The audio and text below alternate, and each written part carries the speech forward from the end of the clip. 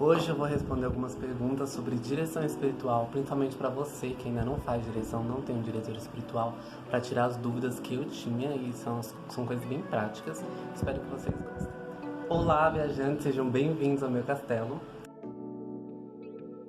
Então vamos lá. Primeira pergunta: o que é a direção espiritual? A direção espiritual é quando uma alma, uma pessoa se sente chamada à santidade, percebe sozinha, ela não consegue, então ela chama um mestre, uma outra pessoa que possa ajudá-la nesse processo.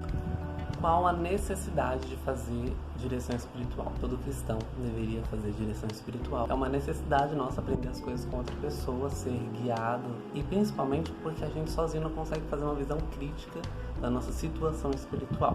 A gente acaba se enganando, achando que está numa etapa da vida espiritual, num amadurecimento, quando tem muito ainda para acontecer. Não é só para seminarista, não é só para religioso, mas para todo cristão. Todo mundo deveria fazer direção espiritual.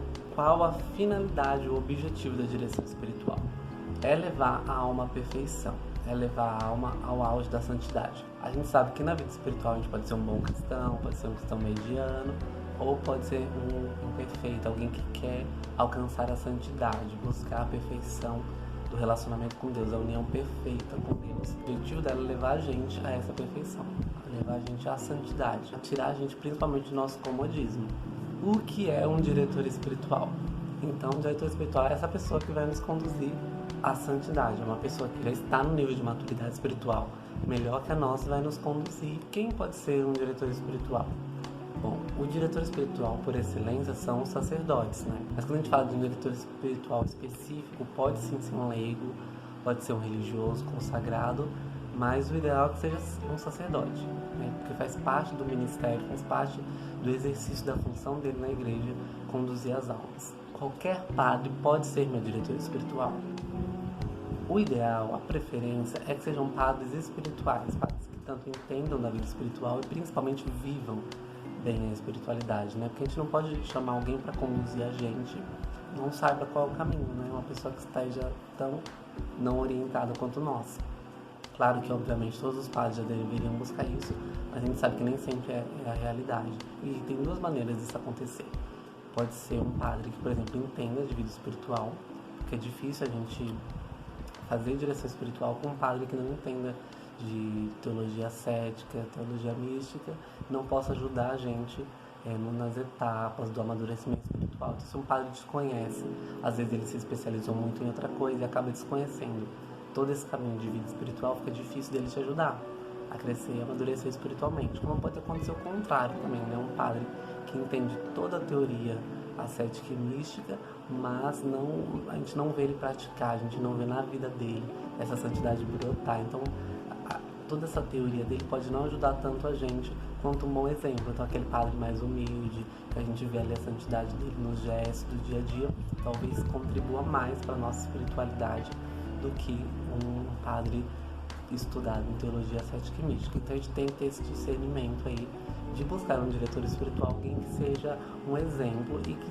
saiba nos dirigir espiritualmente, né? Às vezes o padre pode não ter o tato necessário para conduzir uma alma específica. Talvez ele seja ótimo para conduzir um rebanho inteiro, uma paróquia, para conduzir uma alma em particular, ele seja tenha um pouquinho menos de experiência ou de tato.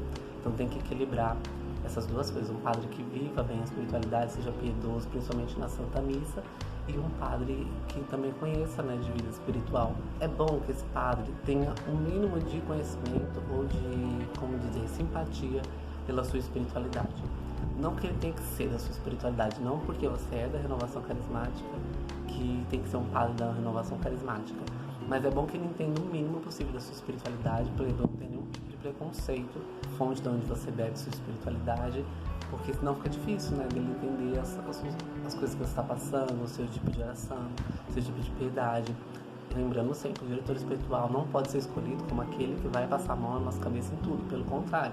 O ideal é que seja o padre que vá apontar os nossos limites, colocar as nossas falhas em evidência para que a gente possa amadurecer. Então não adianta de nada escolher o seu melhor amigo para ser diretor espiritual e ele não contribuir para o seu amadurecimento, não te dar uns puxões de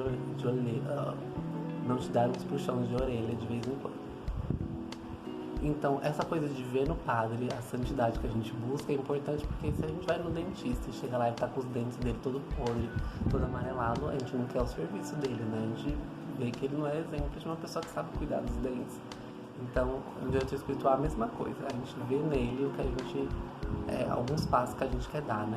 O exemplo máximo é Cristo, o exemplo máximo é a Virgem Maria, mas claro que na figura do diretor espiritual a gente já quer ter um exemplo de um passo que a gente pode dar. Ah, mas como que todo mundo deveria ter um diretor espiritual se não vai ter padre para todo mundo? Como você percebe, se você está assistindo esse vídeo, nem todo mundo faz direção espiritual, infelizmente, então vai ter padre para te atender sim. Ah, outra coisa que eu acho importante é não procurar um padre assim, extremamente ocupado, que, por exemplo, esqueça de você. Que você vai fazer a direção espiritual e depois de 6 meses você volta para fazer, ele não lembra nem quem você era. Então tem que ter uma certa regularidade, né, na direção espiritual, o que não é direção espiritual. Então, a gente tem o psicólogo que cuida da saúde da mente, a gente tem o médico para cuidar da saúde do corpo e o diretor espiritual para cuidar da saúde da alma, do espírito. E um não pode necessariamente interferir no outro, embora as coisas estejam sempre ligadas, né? Então, não é direção espiritual, por exemplo, se você vai contar só os seus problemas, né? Você vai reclamar. Como eu falei, todas essas coisas podem envolver o seu relacionamento com Deus, que é o objeto da direção espiritual, pode envolver, influenciar, mas não pode tem que ser da direção espiritual falar disso. Então todas essas coisas podem contribuir para falar do seu relacionamento com Deus, mas lá não é um lugar de falar só disso, dos seus problemas, dos seus relacionamentos com as pessoas. Assim como o seu corpo, né? Então a gente não vai lá falar das nossas doenças, das nossas dores, embora, como eu falei, possam envolver a direção espiritual. Mas não pode ser o foco da direção espiritual. O foco da direção espiritual é a saúde da alma, a busca da perfeição, a busca da santidade. O que falar na direção espiritual, então? Como eu sei que a maioria das pessoas que são jovens, a principal coisa que eu acho que você tem que falar na direção espiritual é sobre vocação, sobre os pequenos chamados de Deus na sua vida e como isso influencia na sua forma de rezar e qual que é o chamado que você sente Deus te fazendo nessas orações. Então, além, obviamente, da vida de oração, que com certeza tem que ser o foco da direção espiritual, trabalho e vocação. Trabalho de discernimento vocacional, mesmo se já estiver namorando, mesmo se já estiver casado, mesmo se já tiver entrado no seminário, trabalho e vocação. É muito importante, porque senão a gente não entende que a vocação, tem que fazer um vídeo só sobre vocação, eu quero falar de vocação.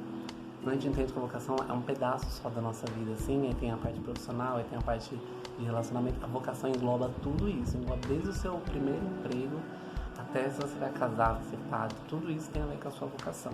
Então, discernir isso é muito importante para o seu relacionamento com Deus. Vai te ajudar muito a conversar com Deus quando você consegue entender melhor para que Ele está te chamando. Sua conversa fica muito mais centrada, muito mais objetiva. Então, a gente vai na direção espiritual, a gente tem que falar do nosso relacionamento com Deus e nos mínimos detalhes. Tem que falar como é que você reza, quais são suas práticas de piedade, quais são suas devoções. É muito importante o diretor espiritual saber de tudo isso, porque a nossa tendência é acumular. É fazer todas as novenas, rezar todos os tipos de texto, texto do combate, texto da vitória, texto mariano, o texto da misericórdia. Então o diretor espiritual tem que conhecer todas as nossas práticas de piedade, todas as nossas devoções, tudo aquilo que influencia nosso relacionamento com Deus, para ele poder te ajudar a discernir o que é bom fazer e o que é excesso. Ele tem que perceber o que em você é vaidade e o que em você é reta intenção de se relacionar com Deus. E aí ele vai te ajudar. O que a gente não pode fazer é virar uma cópia do nosso diretor espiritual. Então a gente começa a ter ele como exemplo e absorver tudo que é a espiritualidade dele. Se você admira alguma coisa nele e quer perguntar para ele como faz, como que vive aquela devoção particular, é ótimo. Mas você não pode ser uma cópia do seu diretor, querer imitá-lo. Né? A gente tem que imitar Cristo Jesus. A gente vai desenvolver a nossa própria espiritualidade, nossa própria identidade espiritual com a ajuda desse diretor, dando passos, subindo degraus, avançando moradas, adentrando nessa noite, subindo o Monte Carmelo. Sabe que é muito legal também levar na direção espiritual o seu projeto de vida. Como eu falei, a nossa vocação vai abarcar tudo na nossa vida, tanto a parte espiritual, quanto a profissional, quanto os relacionamentos humanos. Se você ainda não tem um projeto de vida, se você não sabe o que é um projeto de vida, comenta aí, deixa nos comentários que eu posso te ajudar fazendo um vídeo explicando como montar um projeto de vida para te ajudar a levar na direção espiritual e para crescer espiritualmente. Então, apresentar seu projeto de vida, principalmente nas questões espirituais, para o seu diretor pode ajudar muito ele a dar bons conselhos para você, ver se você não está cometendo excessos ou se você não está com algum tipo de assídio espiritual, né? Às vezes você está até pronto para dar passos mais maduros e você não dá porque você se acomodou. Tem que ser livre, né? Você tem que poder escolher seu diretor e tem que poder escolher se você vai ou não seguir os conselhos dele. Você tem que ser livre, tem que ser livre para trocar de diretor se você acha que ali não tá bom, mas é óbvio que não pode ser por motivos mesquinhos ou motivos de medo ou preocupação de contar alguma coisa pro diretor. O diretor espiritual pode ser o mesmo que o confessor? Pode. E pode ser separado também. Você pode ter um confessor e um diretor espiritual. Mas seria ótimo se fosse a mesma pessoa, né? Porque, como eu disse, ele vai conhecer seus pecados, suas dificuldades, suas quedas mais recorrentes. E aí ajuda você a crescer espiritualmente. O que não pode na direção espiritual? Bom, como eu falei, não é bom a gente copiar o diretor espiritual. E principalmente não é bom mentir, nem na direção espiritual, nem em lugar nenhum. Não é bom mentir, não vá para a direção espiritual criando um personagem de santo para falar só das coisas incríveis que Deus fala para você na oração, das coisas que Ele te revela da vida dos outros. Sabe, não tente imitar os santos, porque muitas vezes a gente lendo a vida dos santos, a gente vê que eles são muito humildes para os diretores espirituais, então seja sincero. Eu acho que todo vídeo meu de conselho de alguma coisa está lá, seja sincero. Não crie um personagem de santidade para ir falar na direção espiritual. Pelo contrário, comece pelos seus pecados, pelas suas fragilidades, pelas suas limitações, que aí ele vai poder te ajudar muito mais do que você ficar expondo todas as coisas maravilhosas que Deus faz para você e tem tocado no seu coração, revelando coisas da vida do outro. Então, né, pé no chão, né, gente? Acordar pra vida e amadurecer. Vontade de progredir é fundamental na direção espiritual. Não dá para o diretor espiritual ficar toda vez dando o mesmo conselho. Filho, reza mais, filho, evita mais situação de pecado. E você não ajuda, né? Se você não fizer a sua parte, não tem muito sentido a direção espiritual, né? Se o dentista, toda vez que você vai, ele percebe que você não seguiu as recomendações dele, fica difícil dele te ajudar, fica difícil dele poder fazer alguma coisa. O diretor espiritual não vai fazer um milagre, não vai te transformar num santo. As decisões vão ser sempre suas, como eu falei, você é livre, mas tem que decidir por continuar no caminho rumo à santidade, rumo à perfeição. Bom, acho que é isso, né? Se tem mais alguma dúvida sobre direção espiritual, se você tiver, deixe nos comentários. Se você quiser que eu faça um vídeo sobre o projeto de vida ou sobre confessor, a gente pode fazer também, mas não esquece de comentar, de curtir, de compartilhar, porque aí dá uma engajada, o YouTube me ajuda também, e aí eu posso fazer mais vezes. Algumas coisas que são interessantes falar na direção espiritual.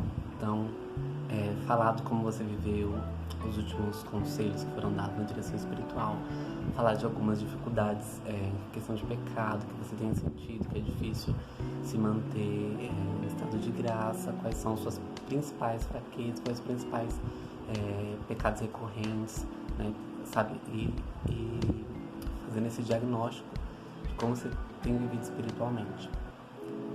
Muito importante também falar sobre virtudes, sobre quais são as suas virtudes, a gente identificar quais são suas virtudes para tratar na direção espiritual, porque muitas vezes a gente foca em quais são as nossas fraquezas, nossos pecados, nossas principais quedas e esquece de trabalhar nossas virtudes para que elas também não vão se acabando, se enfraquecendo. A gente tem que trabalhar virtudes na direção espiritual.